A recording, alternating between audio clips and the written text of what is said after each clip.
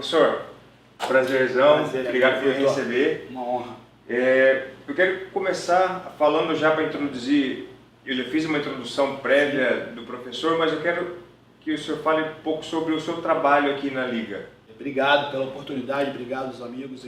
É muito importante falar disso, assim, a Liga, ela é uma entidade que surgiu da necessidade da gente organizar um pouco campeonatos, graduações, seminários e trazer um pouco mais de conhecimento, uma abordagem mais técnica para as pessoas que praticam o Muay Thai e que gostam do boxe tailandês, do Thai boxing, sem necessariamente estarem presos a uma tendência asiática que é uma coisa tão distante da nossa cultura.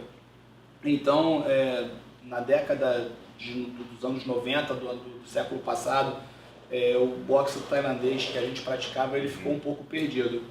E a gente sentiu muita necessidade de tentar organizar. Então, na época, o mestre Jutuani se juntou com o mestre Nicolai e Alessandro Souza, Wagner Túlio Vagão, Kaique e eu.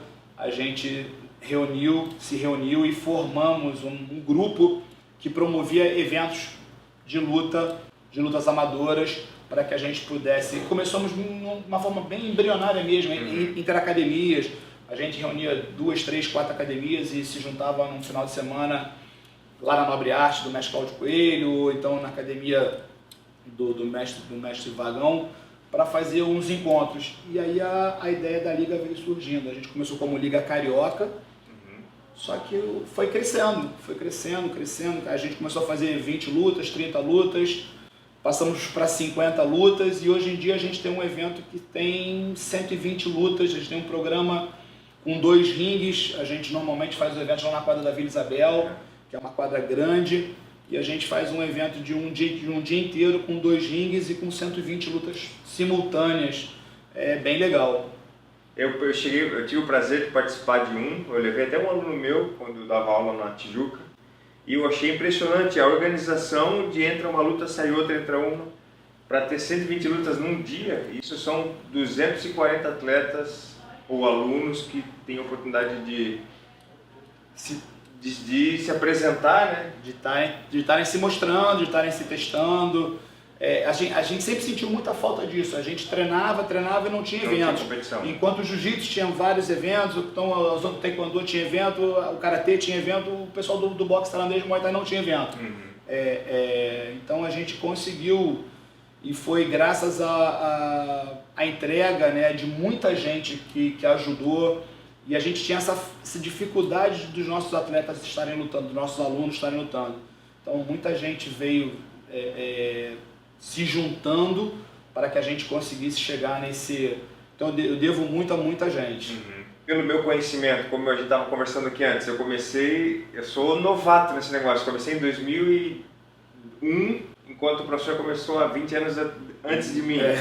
Sim, é isso, verdade. E naquela época, se seguia qual tipo de graduação? Se emprestou de alguma arte marcial, alguma modalidade? Não, boa pergunta, Vitor, excelente. Assim, eu comecei a treinar em 1986, acredito que eu seja da 2ª para a 3ª geração do boxe tailandês.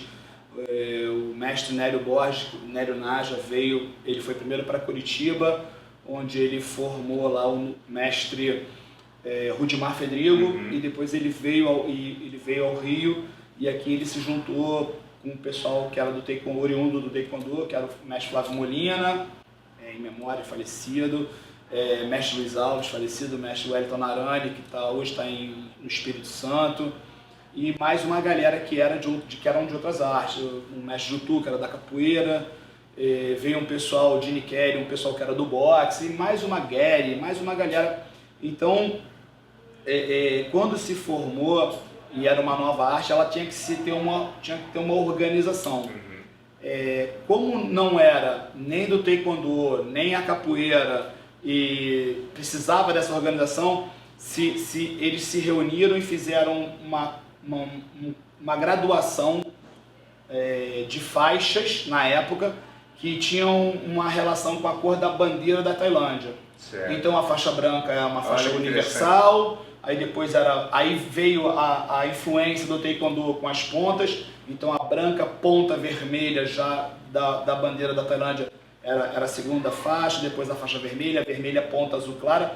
E aí, como a bandeira da Tailândia só tinha as cores azul, branco e vermelha, e tinham que ter 9 faixas, que era o que eles queriam, presumiam de faixas até que chegasse a preta, que era uma faixa universal, eles repetiram azul, aí ficou vermelha, ponta azul clara, ponta azul escura. Eles não quiseram usar nem a roxa, nem a marrom, para não ficar parecido com o kickbox, que na época não existia, era full contact, para baixo, para não ficar parecido com jiu-jitsu ou com karatê. Aí eles usaram a faixa azul escuro, ponta preta e a preta, quer dizer, a branca e a preta são universais, né? E as outras cores todas foram usadas como uma homenagem à bandeira da Tailândia. Olha, eu não sabia disso, eu fico até arrepiado de saber um pouco da história da nossa modalidade. E eu sei que a Liga de Muay Thai Brasil, recentemente ela acrescentou algumas cores na graduação. Sim, verdade.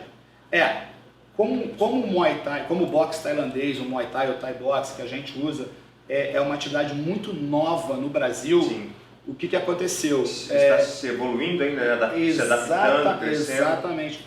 Muito dos principais, dos primeiros praticantes ainda estão em atividade. Assim, aumentou-se a longevidade. Hoje em dia, nós, por exemplo, eu tenho 51 anos.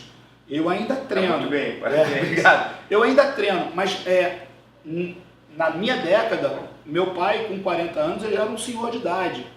Hoje em dia você vê, eu tenho alunos em atividade com 60 anos. Então, se aumentou a longevidade e a qualidade de vida das pessoas. Isso não se presumia no nosso tempo. Você vê os mestres antigos, eles já com 40, 50 anos já não treinavam mais. Certo. E hoje em dia o pessoal treina. Então precisou se pensar em alguma coisa para que se desse um crédito a essas pessoas e que não pode chegar na academia, eu estar de faixa preta e você de faixa preta.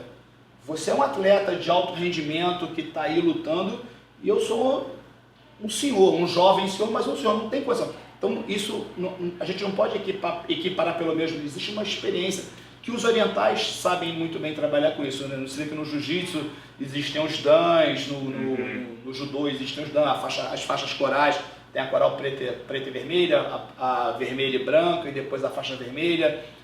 Existe toda uma progressão que vai de acordo com o tempo que a pessoa tem de treinamento e de importância para a arte. Então a Liga ela simplesmente adequou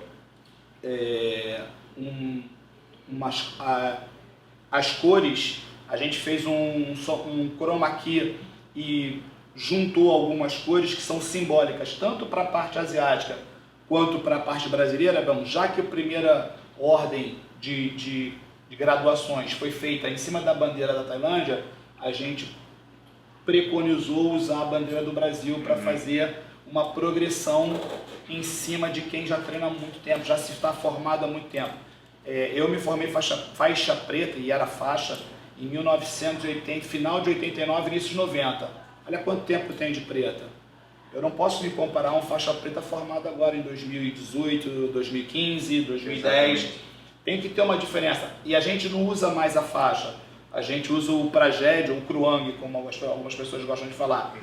Tem que ter alguma coisa que simboliza que diferencie isso, né? A patente, né, do professor. Exatamente. Que diferencie, né? Que diferencie. Fala, pô, aquele gordinho lá treinando, lá, coitado dele, aí acha que ele é preta. Mas não sabe o que ele fez pelo esporte, né? Exatamente. Quantos atletas faixa preta ele formou. É verdade. E isso faz muito sentido porque até pouco tempo atrás não existe, até alguns anos, há 10 anos atrás não existia pessoas como professor que tem essa experiência. Não tinha uns faixa preta velho. Exatamente. Então agora faz todo sentido acrescentar realmente faixas que representem essa experiência e doação para que a luta se tornasse mais popular, para que a luta se tornasse mais conhecida. Isso na ponta de cima. E na ponta de baixo, eu acredito que você também deva ter tido essa experiência. Quando eu comecei a treinar, não havia mulheres treinando e não havia crianças treinando. Quando eu aprendi a fazer luta, luta era uma coisa para uma pequena parcela da população. Era só pessoal brabo, era só homem que treinava. Se ir para academia vai ter que lutar. Exatamente. A gente ia para academia para sair na porrada. A gente não tinha acesso a material de proteção. Só tinham 2 marcas de luva. Era Drible e Olimpíadas. Posso fazer propaganda porque essas marcas já acabaram. Não existem mais. O enchimento era feito com crina de cavalo, que a gente socava na parede que ficava uma maçaroca. Quer dizer, não tinha protetor bucal, não tinha caneleira. Então, quer dizer, quando tinha saco era de areia. Quando tinha saco era de areia. Uma parede. Exatamente, que você ia batendo ali, maçarocando. Então, quer dizer, não existia essa coisa da ideia de praticar arte marcial como forma de manutenção da saúde, como terapia ocupacional, melhor da capacidade cardiovascular, cardiorrespiratória, noção de bilateralidade, nada disso. A gente saía lá, o conhecimento era osmótico, ninguém era formado em educação física, os nossos mestres eles eram lutadores e praticantes da luta e eles repetiam as coisas que eles aprenderam dos mestres, o conhecimento ele era muito empírico, né? E a gente era osmótico mesmo, a gente repetia padrões. Era só através da experiência, né? Exatamente. Pô, isso aqui deu certo, então vamos continuar. Vamos. Por que você faz isso? Não, porque meu mestre fazia, eu continuo fazendo. Exatamente. E com a popularização da luta, nós simplesmente acompanhamos a evolução, porque antes de nós, o jiu-jitsu já implementou as faixas infantis, né? Sim. A faixa cinza, amarela, a faixa amarela, verde, né? Verde. Aí agora o karatê, a capoeira. Então a gente precisava, porque querendo ou não querendo, Vitor, a gente vive de dar aula. Sim. O grande percentual dos professores de boxe tailandês, de Muay Thai, de Thai Boxe, eles vivem de dar aula. Poucas essas pessoas conseguem ser atletas de alto nível, de alto rendimento, que consigam viver da luta. A grande maioria vai viver de dar aula, de formar alunos, formar atletas, formar cidadãos, mas enfim, de melhorar a qualidade de vida das pessoas. E mesmo aquele como eu, que graças a Deus consegui chegar num evento grande, eu dei aula por mais de 10 anos. Então, até você chegar lá, você viveu mudando muita aula, né? Exatamente. Pois é, exatamente. Então, a gente começou a ter alunos novos. E o que você faz quando você tem um aluno de 9 anos? Você diz para ele, você não pode fazer exame. Ou se o garoto começa a fazer exame com 9 anos, ele vai formar faixa preta com 16, 17, sem ter uma maturidade. Ele vai ter a parte técnica, mas não ter a maturidade. Então a gente, mais uma vez, ousou, isso é muito complicado, porque quando a gente sai fora da caixa, a gente sabe que a gente toma um montão de pedrada. A grande maioria das pessoas, elas não conseguem raciocinar, elas são como gado, elas vão sendo conduzidas. Como eu falei, é um conhecimento osmótico. Sempre foi assim, mas há 30 anos atrás não existiam pessoas tão velhas treinando e há 30 anos atrás não existiam pessoas tão novas treinando. A gente faz o que com essas pessoas? A gente fecha os olhos e finge que elas não existem ou a gente agrega valores para fazer? Então, o nosso grupo, ele ousou, e justamente para tentar privilegiar essa grande fatia das pessoas que treinam e que merecem ser reconhecidas, entendeu? Eu costumo dizer assim, infelizmente hoje a gente está aí com a internet, com o YouTube, e tudo que a gente faz hoje, amanhã está na Tailândia, amanhã está no Japão, mas a gente fez exatamente o que as pessoas que têm capacidade intelectual. Eu não quero mudar o mundo, eu não quero ser diferente, eu não quero ser melhor que ninguém. Eu quero simplesmente privilegiar as pessoas que estão do meu lado. Morihei Ueshiba fez isso com o Aikido. Morihei Ueshiba treinava judô e em um determinado momento ele sentiu que tinha muita dificuldade. Então ele começou a observar movimentos de padrão circulares de alavanca e criou uma nova modalidade. Ele criou o Aikido. Se tivesse internet na época, ele estava ferrado. Imi Lichtenstein, na década de 60, fez a mesma coisa com Israel. Que blasfêmia. Exatamente. Ele gerando uma arte marcial. Você pegou o judô e mudou. Cara, o Carlos e o Hélio Gracie fizeram a mesma coisa com o jiu-jitsu. Eles pegaram o que o Conde Koma ensinou, eles aprimoraram, eles sentiram uma necessidade de mudar para tornar a coisa mais dinâmica, mais eficiente e inventaram o Brazilian Jiu-Jitsu. Que hoje existe o jiu-jitsu japonês, o jiu-jitsu que é totalmente diferente do nosso, mas o nosso Brazilian Jiu-Jitsu ele é tão reconhecido quanto. Então eu não quero ser melhor que o Muay Thai asiático, eu quero ser só reconhecido.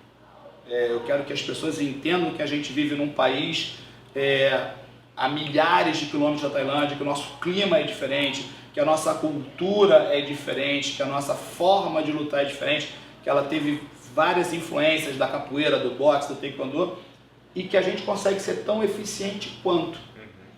E que ser diferente não significa ser melhor ou estar desrespeitando os outros. A gente simplesmente tem a nossa cara, só isso. Então a gente fez essa graduação pensando nessas crianças e nesses mais velhos, mais experientes, e fez um sistema de graduação, porque a gente sabe que na Tailândia não tem graduação. Lá é profissional, lá é como no boxe, né? É profissional e amador. Ponto, acabou. Ou você é uma coisa ou você é outra. E aí a gente fez isso esperando que as pessoas fossem compreender, ou a médio prazo as pessoas consigam entender a necessidade. Porque é engraçado, até algumas entidades e alguns professores que no começo nos imputaram uma falsidade ideológica, hoje estão nos copiando. A gente vê algumas entidades que depois, que no começo falaram mal da gente e depois eles vieram e copiaram o sistema. E o professor a liga está evoluindo junto com a modalidade, né? Como o professor falou, não tinha mulheres fazendo, não tinha o Muay Thai ou o boxe tailandês direcionado para a qualidade de vida. Hoje tem, né? É verdade. E eu sempre achei, que a graduação ela é muito importante no processo de desenvolvimento do aluno por dois motivos. Automotivação, porque nem todos lutam, nem todos querem ser professores, mas eles precisam de um objetivo, né? Tudo na vida tem que ter um objetivo. Perfeito, Vitor. Né? Perfeito. E a outra questão é da arte marcial mesmo, que tem essa questão da hierarquia, do respeito ao mais graduado, né? Eu não sabia dessa história toda e já te dou parabéns por isso. Porque... Obrigado.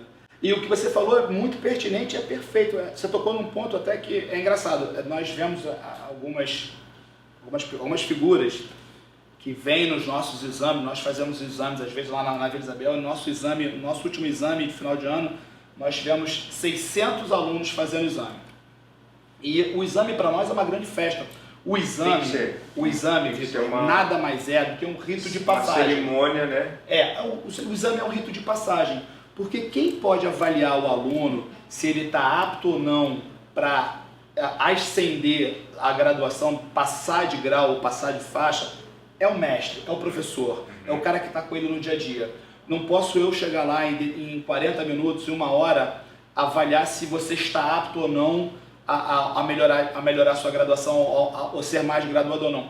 E aí a graduação nas faixas ou nos graus primários, a gente faz muito de acordo com a possibilidade dos professores, de acordo com o que os professores nos passam. Ou seja, se o atleta, se o aluno, se o candidato, o proponente, ele não vai ser instrutor, ele não vai dar aula, o nosso exame ele é simplesmente um rito de passagem. Por quê? Como você falou, o praticante ele tem que ter um objetivo. E eu tive assim, o prazer de ter um examinando há 2 anos atrás, que era um senhor de 65 anos, que tinha sofrido um AVC e que voltou a treinar. Ele voltou a melhorar a qualidade de vida dele. Seu Flávio, por acaso, mesmo nome, seu Flávio, ele voltou a treinar justamente para melhorar a qualidade de vida dele. O cara treina 3 vezes por semana. Ele tem a luva, ele tem o uniforme, ele não falta, chuva, sol, inverno, verão. Ele serve de... Eu vou dizer para esse cara que eu não acredito nele, então graduar ele é dizer, cara, porra, legal, eu acredito em Valeu a você. pena você se esforçar. Né? Tá aqui, eu tô te incentivando a você melhorar. É lógico que ele não faz os movimentos todos técnicos, todos exatos. É lógico que ele não tem uma fineza, ele não chuta alto. É lógico que ele não faz um bloqueio perfeito. Mas eu vou dizer para ele que não pode. Não, eu tenho que incentivar ele, é meu aluno. Eu tenho que incentivar ele é aluno do Eduardo China, da Militar. Eu tenho que dar dado crédito a ele. Então eu tenho que dizer para ele que ele pode. Então, quem merece mais? Ele ou um garoto que treina 3 vezes por semana, mas não vai no treino, não tem uniforme, chega atrasado, às vezes quer brigar na rua? Entendeu? Nós que somos professores, somos formadores de opinião, a gente tem que mostrar para as pessoas isso. A graduação, ela não é só o que você sabe fazer dentro da sala. Exatamente. Mas você é um TAI em todos os lugares. Ser um TAI, a marcialidade, ela está em todos os fundamentos. Ela está no respeito, na consciência, na marcialidade, na honra, na dignidade, na hombridade, na civilidade. E eu sempre digo isso nas minhas aulas. Muay Thai significa muito gentileza. Por que gentileza? Você precisa do meu corpo para treinar e eu do seu. Se eu for treinar com você e você for treinar duro comigo, em 2 minutos você vai me machucar. Com a sua capacidade, com a sua complexão física, com a sua destreza técnica hoje, 2 chutes você me quebra em 2. Eu vou parar de treinar e você vai ficar sem material de treino. Exatamente. Então a gentileza está totalmente empírica, está totalmente inserida dentro do contexto do treino, porque eu preciso do meu aluno para que meu treino consiga fluir. Ah, meu aluno é ruim. Não tem problema, treina bloqueio, treina defesa, treina esquiva. Cara, você foi ruim um dia. Exato. Nós fomos faixa branca um dia, não Exatamente. foi? Então, bicho, paciência. E alguém teve paciência com a gente. Com a gente, não foi? Pois então, é isso que eu digo para as pessoas. Infelizmente, a experiência ela vem com o tempo.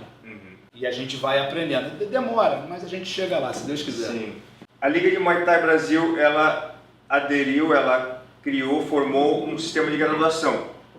E que às vezes difere de outras federações, como as de Muay Thai tradicional. Sim. O que Claro, a gente sabe que as regras de Muay Thai tradicional são diferentes das regras que a gente adota normalmente no Brasil. Mas aquelas que seguem a mesma linha, elas mudam alguma coisa no campeonato? As federações que trabalham com o boxe tailandês? Eu não tenho acompanhado hoje, tanto quanto eu gostaria, outras entidades. Mas sim, nós temos muitas entidades co-irmãs que trabalham com o mesmo sistema que a gente. Inclusive, volume de jogo, o número de toques, a agressividade. Porque a gente sabe que a regra do Muay Thai asiático, do Muay Thai da Tailândia, ele visa muito mais, eles pontuam melhor, ou eles dão mais valor à força, ao trabalho de joelho, ao trabalho de cotovelo, do que ao trabalho propriamente de boxe, de combinação, de toque, de volume de jogo. E é uma coisa assim que nós temos muito problema de compreender e de trabalhar. Como é que você vai fazer uma luta de 5 rounds, que os 2 primeiros rounds valem menos do que os outros, que proporcionalmente o quinto vale mais que o quarto, que vale mais que o terceiro. Como é que é? É complicado, né? Eu até me perdoe aos praticantes, ao pessoal do Muay Thai asiático se eu estou falando alguma besteira, mas assim, conversando com o Sandro de Castro, conversando com algumas pessoas que são praticantes e amantes do Muay Thai asiático, a gente sentia uma diferença do pensamento do que seria plausível pra gente. Sim, pra gente volume de jogo, número de toques, agressividade, técnica, eficiência, o dano que está infligindo o dano, exatamente, a capacidade de você oferecer perigo de nocaute, isso tudo conta muito, mas dentro de um volume de jogo. E para a gente era muito difícil entender o outro sistema. Então, já que a gente foi ensinado e é praticado assim, acho que pela grande maioria das pessoas do mundo inteiro, como é feito do nosso jeito, a gente preferiu continuar com aquela bandeira do boxe tailandês, do Thai Box, não de forma nenhuma não aceitando ou querendo fazer um pré-julgamento de diferença não, só que o sistema deles é um e o nosso sistema é diferente. Sim. A Liga ela é uma entidade totalmente democrática, totalmente aberta, assim, a gente conversa com outras entidades, inclusive a gente sabia que a gente tinha muito problema nos campeonatos com atletas gatos, né? O cara que dizia que tinha 3 lutas e na verdade tinha 15, porque ele lutava uma luta ali num sistema, outra aqui. Então, um diretor da Liga, o Luiz Luque, ele criou, junto com a aluna dele, a Ariana, um sistema chamado Shertai, que uma referência do Sherdog, onde a gente publica todas as lutas que nós fazemos, tudo que nós fazemos. Nós temos uma equipe de arbitragem que é convidada a nossa equipe de arbitragem da Liga, ela é convidada para arbitrar eventos de outras entidades. Sim.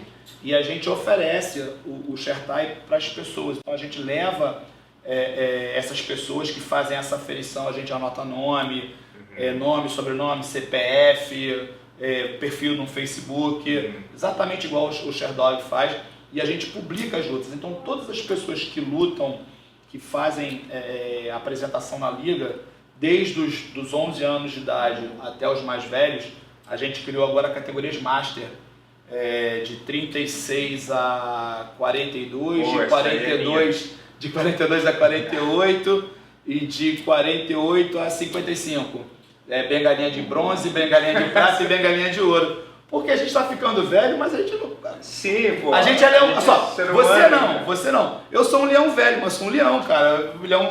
Cachorro velho morde, né? Pois é, então, a gente criou umas categorias Master para o pessoal poder lutar, poder brincar, poder continuar se testando, né, com segurança. E o Shertai, que é para ter todos os nossos registros, porque todas as lutas que são feitas dentro da Liga, elas ficam registradas e estão no nosso site. Então, qualquer pessoa que fizer uma apresentação, uma luta na Liga, só você entrar no site você vai saber que você vai lutar com o João Antônio da Silva.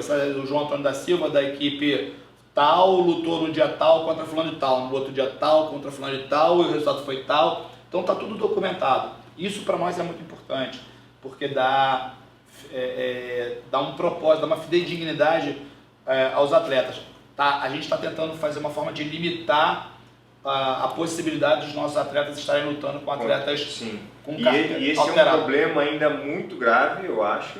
Eu tenho alguns amigos que têm receio de se filiar a uma federação porque a maioria delas não tem esse controle. Então, alunos do professor que estão começando, mas que já tem uma predisposição para lutar direitinho, só que ele pega uns marmanjos, pega uns caras muito mais pesado, muito mais experiente, e aí você queima o atleta, você perde o aluno, ele se machuca, que não é o propósito, entendeu? Não é o propósito. A gente o aluno ele vai ganhar ou ele vai perder, mas de um atleta que esteja na mesma classe, na mesma categoria. O que vai determinar a vitória ou a derrota é a preparo, a preparação que ele fez para aquele. É lógico que, infelizmente, isso ainda acontece em algumas coisas, mas tudo que a gente faz é no intuito de melhorar. A longo prazo, de filtrar. As pessoas terem consciência que isso é importante, né? Exatamente. E de filtrar. Mas eu acredito assim, que hoje assim, a grande maioria das entidades aqui no Rio de Janeiro está entendendo da necessidade que tem de você não deixar atletas gatos lutarem nos eventos, porque você pode ter problemas sérios advindo disso. E hoje em dia tem Facebook, tem outras ferramentas que você consegue receber uma denúncia. O cara se inscreveu, assim, a gente tem um sistema, graças a Deus, Vitor, que é muito legal. A gente tem um site e o nosso site tem um sistema de casar lutas. Quem casa a luta é o computador.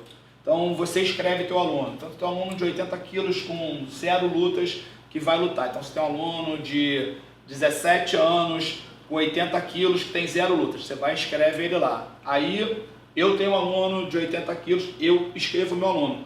Quando chega a sua inscrição e chega a minha inscrição, o computador casa essa luta e ela cai. Quando essa luta cai, ela é publicada no nosso site. O nosso diretor técnico, ele olha, sim, ele afere, e ele libera, ele tem uma chave, ele libera, pum, e a luta entra no site. Quando você vê a luta, ela fica no nosso site para todo mundo ver. Então aquela luta já está casada para o próximo evento. Então, às vezes, 20 dias, 30 dias antes do evento, você já sabe que você vai lutar, ou você já sabe contra quem o seu aluno vai lutar. E aí o que acontece? Se por acaso alguém escreve um aluno que não tem aquele número de lutas que está inscrito lá, ele faz a denúncia. Então essa denúncia chega pra gente. Isso é fácil até porque quando eu vou lutar, eu vejo e eu vou pesquisar a vida do cara. Exatamente. Pô, quem é esse cara aí? Aí eu entro no YouTube, entro no Instagram. Exatamente. E aí o próprio atleta, o adversário vai perfil saber. Do Facebook dele. Então já aconteceu com a gente, de um atleta se inscrever para um atleta. O professor escrever um atleta para lutar e dizer que o atleta tinha 3 lutas. Ele caiu na classe C.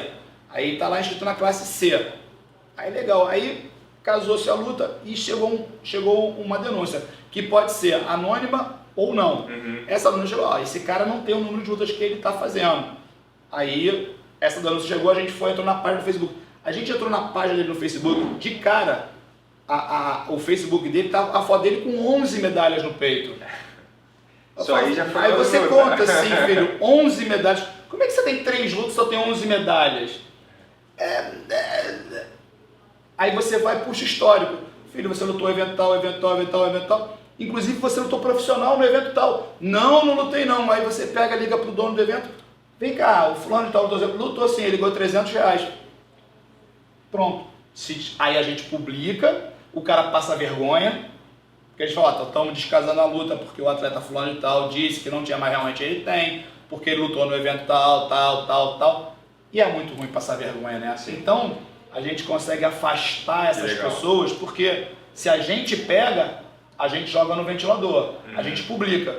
Mas para isso a gente tem que receber as denúncias. Sim. Então é muito importante o ShareTie, é muito importante o Facebook, é muito importante o Instagram.